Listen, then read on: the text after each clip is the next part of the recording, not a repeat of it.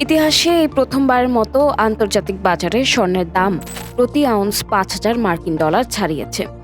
২০২৫ সালে মূল্যবান এই ধাতুর দাম ৬০% বেশি বেড়ে যাওয়ার পর নতুন এই রেকর্ড সৃষ্টি হয়েছে।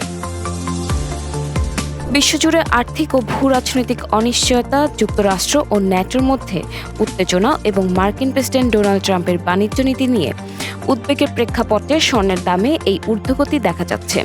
অনিশ্চিত সময়ে বিনিয়োগকারীদের কাছে স্বর্ণকে নিরাপদ বিনিয়োগ হিসেবে বিবেচনা করা হয়। বিশেষজ্ঞরা বলছেন, উচ্চ মূল্যস্ফীতি, মার্কিন ডলারের দুর্বলতা, কেন্দ্রীয় ব্যাংকগুলোর স্বর্ণ মজুত বাড়ানো এবং যুক্তরাষ্ট্রের ফেডারেল রিজার্ভ সুদের হার কমাতে পারে এমন প্রত্যাশাও স্বর্ণের দামে প্রভাব ফেলেছে।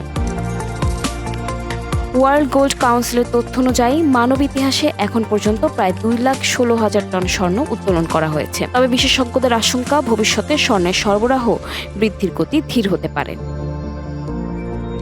বিশ্লেষকদের মতে, চলমান বৈশ্বিক অনিশ্চয়তা অব্যাহত থাকলে স্বর্ণের বাজারে অস্থিরতা ও দামের ওঠানামা আরও কিছুদিন থাকতে পারে।